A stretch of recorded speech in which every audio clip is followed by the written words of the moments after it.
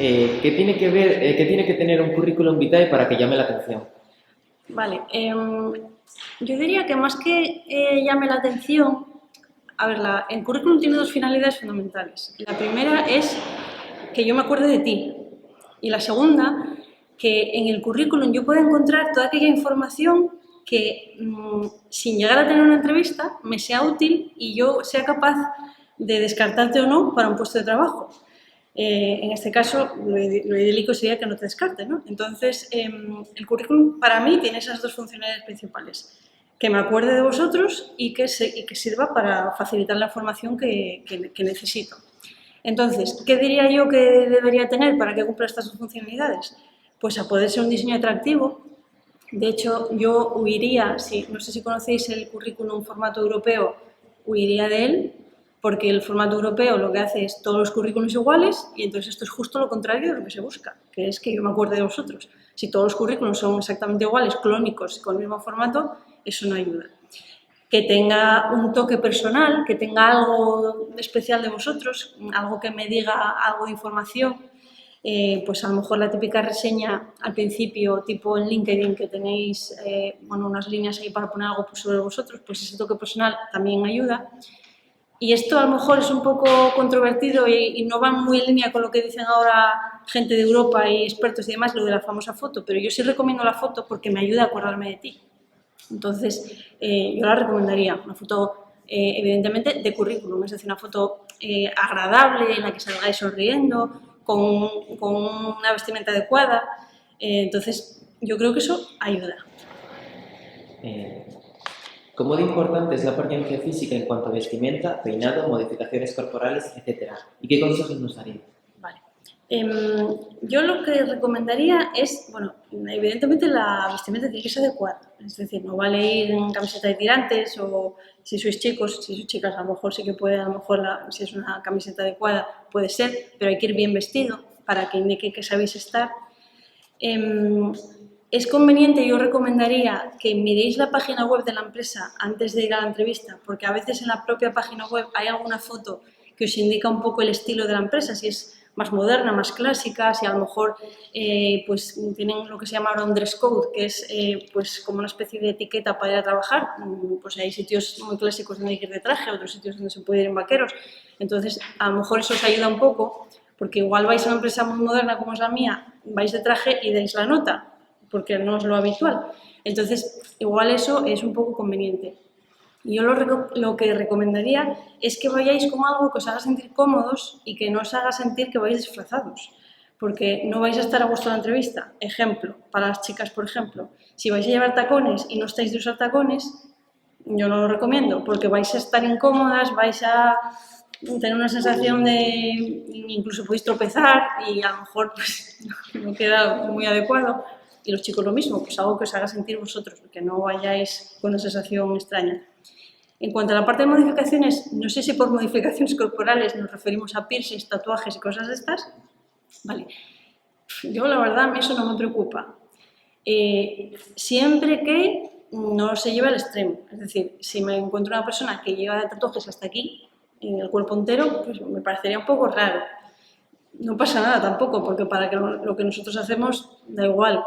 Pero sí que es verdad que a lo mejor a algún cliente pues, le puede chocar, le puede llamar la atención, le puede hacer un poco raro, pero lo de los piercings es lo mismo, porque lleves uno o dos no pasa nada. Que llevas la cara llena, pues a lo mejor es un poco raro. Pero en sectores modernos donde esas cosas no tienen mucha importancia, ningún problema. En sectores más clásicos, sí que os diría, si vais a trabajar en un bufete de abogados, por ejemplo, que no creo que sea el caso por el perfil que tenemos aquí, pues no, ese tipo de cosas, de modificaciones, no les suele gustar mucho. Entonces, ese es el consejo que yo os daría. ¿Qué error clave podría hacer que se descarte un candidato en el proceso de selección? Vale, yo aquí diría varias cosas. Por un lado, llegar tarde a una entrevista sin tener ninguna justificación. Esto no queda nada bien. Llegar con un aspecto muy descuidado tampoco queda bien. A lo mejor pues venir sudando de una manera exagerada porque viniste corriendo o algo así. Estas cosas no quedan bien. Salvo que te das una justificación, que perdiste el autobús, que tuviste que venir corriendo, algo así. Entonces sí, eso ya queda dentro de lo posible. Otra cosa que para mí es de descarte es hablar mal de empresas anteriores o jefes anteriores, por mucha razón que tengáis, ¿eh? Pero hay que tener cuidado, en la entrevista no. A lo mejor luego ya en otro momento ya se puede decir lo que, si ya estáis dentro, pues a lo mejor ya se puede decir algo en un café, pero en la entrevista estas cosas no son convenientes. Otra cosa que para mí es muy grave, no mostrar ningún interés en el puesto. Esto para mí no tiene un pase. Hay que hacer ver que el puesto es el mejor puesto de tu vida, o sea, que vas a por él de forma, vamos, con un interés tremendo. Esto es algo que luego comentaremos en otras preguntas, el tema del lenguaje corporal. Aunque no lo creáis, el lenguaje corporal nos delata. Y cuando no hay interés, estas cosas se notan. Entonces, es importante que ese interés parezca real. No solo que lo digáis, sino que se note. En principio, yo diría que estas son las cosas... Bueno, otra cosa que también es de descarte es decir una barbaridad de tacos tremenda en la entrevista o mostrar una actitud agresiva. Esto también es de descarte para mí. ¿Qué soft skills son más valoradas en un candidato?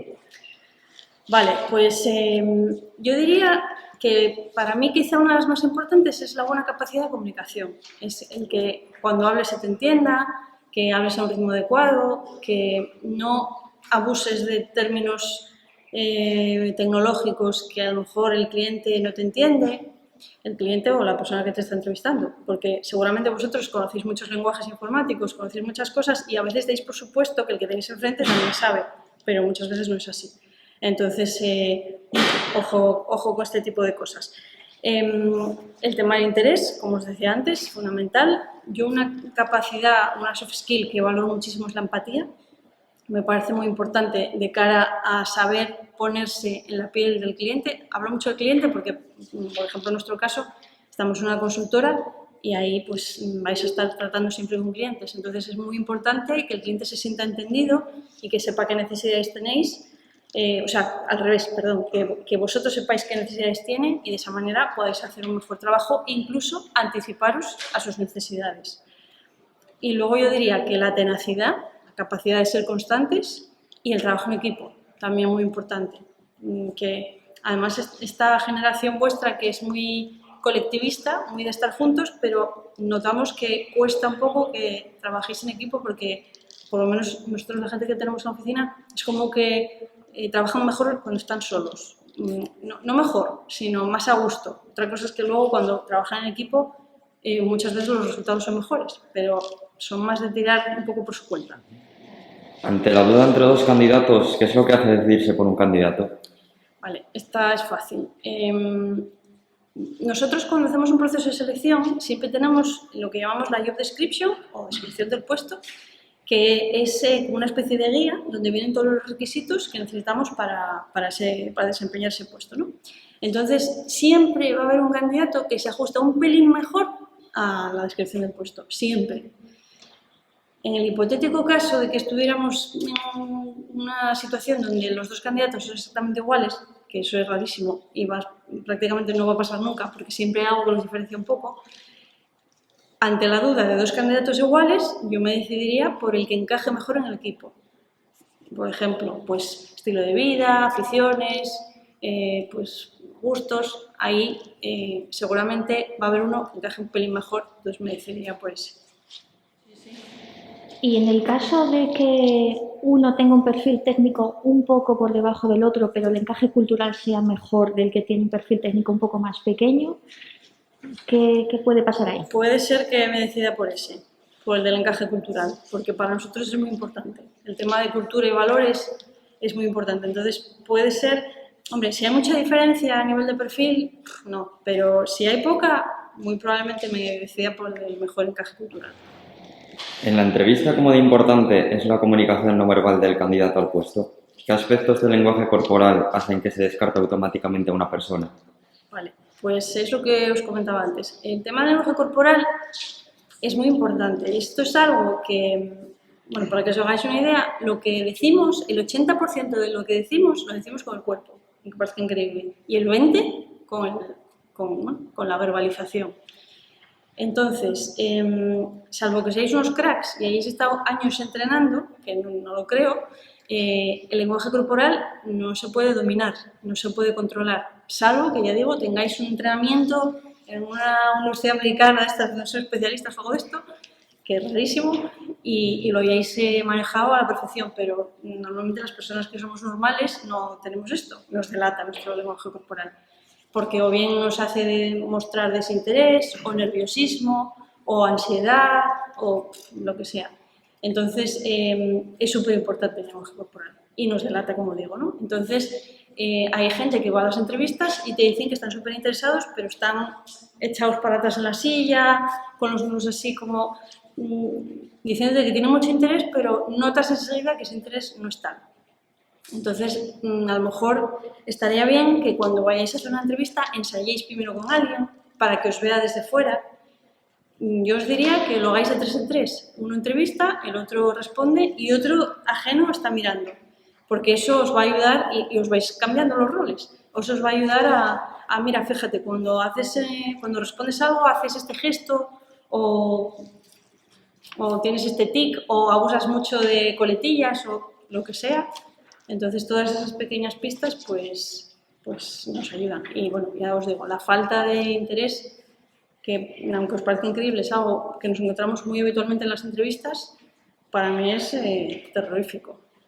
Y además, este sector vuestro, donde hay pleno empleo, pues exagerado lo que nos encontramos, porque hay una guerra tremenda por el talento, estamos todas las empresas tecnológicas buscando el mismo tipo de perfiles y entonces bueno, pues los chavales lo saben y van a las entrevistas en plan, bueno, es que yo mandé tantos currículums que no sé muy bien para lo que me llamas, te dicen esto en las entrevistas.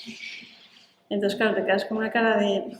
Por ejemplo, nosotros ahora nos llamamos Merkel Spain, pero antes nos llamábamos Divisadero. Y bueno, más o menos el que está en el mundillo pues nos conocía un poco, el que no. Y entonces tuvimos gente que, por ejemplo, nosotros solemos preguntar si saben lo que hacemos en las entrevistas, ¿no? Para ver un poco si se miraron la web o algo. Y tuvimos gente que nos dijo que si nos dedicábamos al mundo de las divisas. ¿Qué dices tú? ¿Las divisas? ¿Porque te llamas divisadero? Entonces, cero interés, no se prepara la entrevista nada, o sea, van allí a... Eso denota que tienen muchísimas posibilidades de encontrar trabajo, que les sobra las ofertas y claro, pues eso no denota ningún interés real. ¿Se suelen tener en cuenta las aficiones y el estilo de vida del candidato? Pues yo en mi caso sí, siempre es algo que pregunto porque me interesa mucho y es por lo que os decía antes, ¿no? Es por el tema del encaje con el equipo. Para mí me gusta ver que además de un currículum hay una vitae, que no solo es estudiar. Entonces me gusta saber un poco pues, a qué os dedicáis, qué os gusta hacer en el tiempo libre y ya digo que eso me da pistas también de luego cómo vais a encajar vosotros con el equipo que tengo en la oficina. Entonces para mí es importante. Sí que hay empresas que no me preguntan o que incluso les parece mal que la gente lo ponga en los currículos, pero bueno, es que esto del mundo de las entrevistas hay tantos estilos como entrevistadores casi. ¿En qué consisten normalmente las pruebas técnicas y cuánta importancia se le da durante el proceso de selección? Vale, las pruebas técnicas son pruebas de conocimiento. Entonces, bueno, pues depende del puesto, vais a tener prueba técnica o no. Por ejemplo, en vuestro caso, por el tipo de perfil que tenéis, muchas veces se hace prueba técnica. De hecho, en nuestro caso solemos hacerla casi siempre. Tienen peso, sí. Si va alguien a hacer la prueba técnica y no tiene ni idea, no da una, pues lógicamente eso es un descarte. Pero bueno, son pruebas que tampoco es que sea enriquecer uranio. No preguntamos ahí cosas de la NASA ni nada de esto. Cosas que vais a saber, de código básico, de alguna preguntina de JavaScript, de jQuery, de HTML, cosas así que seguramente vosotros sabéis. Entonces no debería haber mucho problema. Y luego ya para otros puestos, pues se pueden hacer pruebas a lo mejor de otros conocimientos, de Google Analytics o de incluso pruebas de personalidad. Pero sobre todo para este tipo de puestos técnicos sí solemos hacer prueba técnica. ¿Se investiga en Internet o en redes sociales a los candidatos? ¿Qué nos aconsejas al respecto? Sé que se investiga, nosotros por ejemplo no lo hacemos solo con perfiles altos, directivos, gente a lo mejor comercial que va a tener mucha interacción con cliente y entonces sí que es importante ahí saber un poco qué tipo de persona estás contratando, pero para puestos de consultor normal la verdad que no lo solemos hacer. Pero sí me consta que hay muchas empresas que lo hacen y entonces hay que tener cuidado. ¿Qué recomendaciones daría yo aquí? Pues dos, fundamentalmente. Primero, no subir muchas fiestas de fotos y cosas de estas, o sea, muchas fotos de fiestas, de estar todo el día por ahí de desfase, porque da una sensación un poco rara. Pensar que al final vuestra imagen profesional va unida a la personal, entonces estas cosas puede haber empresas que no nos guste. Y luego la otra que os diría es ojo con los comentarios que hacéis. Si usáis Twitter, por ejemplo, o si ponéis comentarios en LinkedIn, Facebook y demás, ojo con cosas que os signifiquen mucho, en plan comentarios políticos, comentarios religiosos, comentarios sobre temas de identidades de género, cosas de estas. Ojito, porque hay empresas que eso no pasa. Entonces hay que tener un poco de cuidado. ¿Qué consejos daría para manejar los nervios en la entrevista? Vale. Yo hay uno que doy siempre, que es tratar de ser uno mismo. ¿Y por qué digo esto, que parece como una perogrullada? Pues porque muchas veces vamos a la entrevista queriendo dar una imagen de algo que no somos. Entonces eso al final se nota. Se nota porque se nos ve artificiales, ni nosotros mismos somos capaces de reconocernos y bueno, al final sí que es verdad que en psicología hay un fenómeno que se llama deshabilidad social, que significa que todos queremos dar nuestra mejor versión, como estamos hoy hablando aquí, que eso está genial y es lo idílico, pero que esa mejor versión no se convierta en algo que no es. Entonces, siempre trataría de deciros, ajustaros a la realidad, no mintáis en las entrevistas tampoco, porque esto también se nota, aunque no parezca. Y, a ver, no somos infalibles, pero hay veces que se nota que una persona no está diciendo la verdad o que está exagerando. Entonces, por si acaso, mejor evitarlo, no es que se note. ¿Cuáles son los perfiles y tecnologías más demandados entre los perfiles TIC actualmente? Vale, pues en nuestro caso los perfiles técnicos que más demandamos son ingenieros de datos, lo que llamamos nosotros data scientist, que es un perfil de ingeniero de datos, pero más llevado al mundo matemático, más temas de R, Python, cosas así. Luego tenemos también gente... A ver, es que nosotros tenemos unas denominaciones un poco raras por el tema de lo que hacemos. Nosotros somos una consultoría de datos y tecnología, entonces todos los puestos que tenemos tienen nombres en inglés, porque en este sector nuestro pues es así. Entonces es todo Data Engineer, Data Scientist, Orchestration Specialist, cosas así. Pero bueno, al final, para decirlo en castellano, es todo gente que viene de desarrollo web y que se va especializando hacia o bien la analítica, o bien el tema de Big Data, o bien, bueno, pues el tema de orquestación para nosotros es que sabes de DMP y de CDP, que son como una especie de, como si hubiera un cerebro que conecta todas las bases de datos que tiene la empresa para que, os voy a poner un ejemplo concreto, que igual así es más fácil. Nosotros trabajamos con clientes muy grandes, clientes que todos tienen muchas páginas web, redes sociales, aplicaciones móviles, e-commerce y demás. Pues lo que hacemos es analizar el comportamiento del usuario, o sea, de vosotros, que seréis el cliente, nuestro cliente, en todos esos activos digitales. Pues lo que hacemos es, con todos esos datos, le damos recomendaciones al cliente de cómo optimizarlos, sacarles más rendimiento y hacer que vuestra experiencia sea lo más personalizada y atractiva posible. Entonces, un Orchestration Specialist sería una persona que de alguna manera une los datos de todas esas experiencias que habéis tenido en la aplicación móvil, en la página web, en el e-commerce, etcétera, y consigue haceros una experiencia, pues como digo, lo más personalizada y atractiva posible. Entonces, bueno, son perfiles que al final lo que estamos buscando son personas que saben HTML, PHP, CSS, jQuery, JavaScript, etcétera. Este tipo de lenguajes, frontend sobre todo, son los que nosotros más demandamos. Para la parte técnica, pero luego tenemos perfiles de negocio.